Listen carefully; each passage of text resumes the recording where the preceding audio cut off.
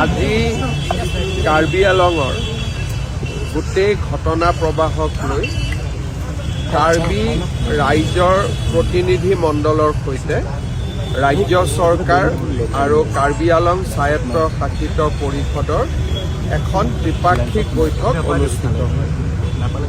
এই ত্ৰিপাক্ষিক বৈঠকত কেইবাটাও গুৰুত্বপূৰ্ণ সিদ্ধান্ত লোৱা হয়।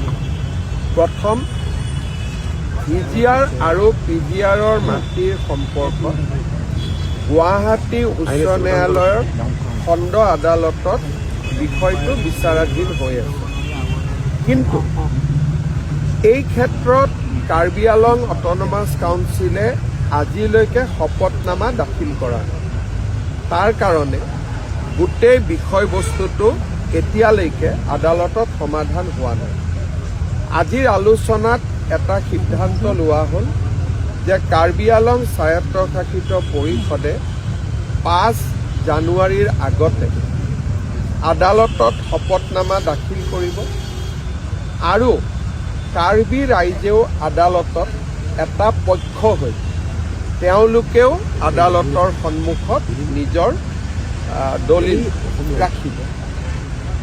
ৰাজ্য চৰকাৰেও আদালতক অনুৰোধ কৰিব যে যিহেতু বিষয়টো স্পৰ্শকাতৰ, খুব সোনকালে ইয়াৰ ৰায়দান কৰিব লাগে, যাতে আদালতৰ ৰায়দান অনুসৰি আমি ব্যৱস্থা হাতত ল'ব পাৰোঁ। খেৰণিৰ ভিজিআৰ পিজিআৰত যিমানবিলাক চৰকাৰী কাৰ্যালয় আছে, সেই কাৰ্যালয়সমূহ আমি ভিজিআৰ পিজিআৰ এলেকাৰ পৰা আমি উঠাই লৈ আহিম আৰু ভিজিআৰ পিজিআৰৰ বাহিৰলৈকে লৈ যাম। তৃতীয়তে, খেৰণিত ভিজিআৰ পিজিআৰৰ খালী মাটি 8,000 বিঘা আছে। এই 8,000 বিঘা খালী মাটি কাউন্সিলে ফেন্সিং কৰিব আৰু বনানীকৰণ কৰিব, যাতে ভৱিষ্যতে কোনেও তাত দখল ল'ব নোৱাৰে। যিজন ব্যক্তিৰ পুলিচৰ গুলীচালনাত মৃত্যু হ'ল, কাউন্সিলে তেখেতক এটা চাকৰি দিব। ৰাজ্য চৰকাৰে অতিৰিক্তকৈ 10 লাখ টকাৰ ক্ষতিপূৰণ দিব। ভিজিআৰ পিজিআৰ মাটিত যিমান ট্ৰেড লাইচেন্স ইছ্যু হৈছে, কাউন্সিলে আটাইবোৰ ট্ৰেড লাইচেন্স কেনচেল কৰিব, যাতে কোনেও তাতে ইলিগেলি ভৱিষ্যতে ট্ৰেড লাইচেন্স ল'ব নোৱাৰে। ইয়াৰ উপৰিও কাৰ্বি আংলঙৰ ভিজিআৰ পিজিআৰৰ মাটিক বাদ দিও বিভিন্ন ডিপাৰ্টমেণ্টৰ মাটিও মানুহে এনক্ৰ'চ কৰি থৈছে। ইৰিগেশ্যন, ছইল কনজাৰ্ভেশ্যন ডিপাৰ্টমেণ্টৰ মাটিও এনক্ৰ'চ কৰি থৈছে। যিবিলাক ডিপাৰ্টমেণ্টৰ মাটি এনক্ৰ'চ হৈ আছে, তাতে কাউন্সিলে এভিকশ্যন আৰম্ভ কৰিব।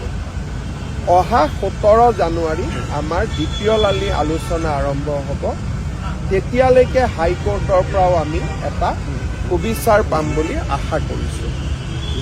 এই আলোচনাখিনিৰ উপৰিও কাৰ্বি আংলঙৰ কাউন্সিলৰ কেইবাখনো rules, conduct of election rules, land alienation rules আদি বিভিন্ন ৰুলছ ৰাজ্য চৰকাৰৰ বিচাৰাধীন হৈ আছে। এই ৰুলছ আৰু আইনবিলাকো ৰাজ্য চৰকাৰে সোনকালে অনুমোদন দিয়াৰ ব্যৱস্থা কৰিব। আজি এই গোটেইখিনি আলোচনা হ'ল, আৰু বহুখিনি কথা আলোচনা কৰিব বাকী আছে। 16 বা 17 জানুৱাৰীত আমাৰ দ্বিতীয় লানি আলোচনা আৰম্ভ হ'ব। চাওক, মই ইয়াতে তৃতীয় পক্ষ বা দ্বিতীয় পক্ষৰ কথা নকওঁ। এই গোটেই ঘটনাটোৰ লগত এইটো এনেকুৱা নহয় যে এইটো কিবা দুটা গোষ্ঠীৰ সংঘৰ্ষ। ইয়াৰ লগত বহুদিনীয়া অমীমাংসিত কিছু প্ৰশ্ন জড়িত হৈ আছিলে। যিকোনো কাৰণতে নহওক ঘটনাটো ঘটিলে আমাৰ উদ্দেশ্য হৈছে শান্তি ঘূৰাই অনা। সেইকাৰণে পুলিচেও যিজন জীৱন্তে জুইত অগ্নিদগ্ধ হৈ মৃত্যু হ'ল, সেই কেছটো ৰাখিব। বাকী যি কেছ ৰেজিষ্টাৰ হৈছে, পুলিচেও আমি জেনেৰেল এমনেষ্টি দি দিম, যাতে আমাৰ মাজত কোনো ভুল বুজাবুজি নাথাকে। আৰু ৰাজ্য চৰকাৰ, কাৰ্বি আংলং কাউন্সিল আৰু চিভিল ছ'চাইটি বা আন্দোলনকাৰী পক্ষ বা আন সকলো ৰাইজক লৈ আমি খেৰণীত শান্তি প্ৰতিষ্ঠা কৰিম, কাৰ্বি আংলঙত আমি শান্তি প্ৰতিষ্ঠা কৰিম। কাৰ্বি আংলং ক'ত ক'ত ষ্টে অৰ্ডাৰ আছে ছাৰ কাৰ্বি আংলং আজি গোটেই লিষ্টখিনি আমি দেখিছোঁ। গতিকে কেছটো 5 জানুৱাৰীত আমি হাইকোৰ্টত যাম, কিন্তু ক'ত ক'ত ষ্টে অৰ্ডাৰ আছে এই কথাটো আপোনালোকে কাউন্সিলৰ পৰা বুজিব, কিন্তু খেৰণীত ষ্টে অৰ্ডাৰ আছে। বকলীয়া ইৰিগেশ্যনত আমি এভিকশ্যন কৰিব লাগিব সোনকালে। আজি সিদ্ধান্ত হৈছে যে বকলীয়া ইৰিগেশ্যনত আমি সোনকালে এভিকশ্যন কৰিব লাগিব।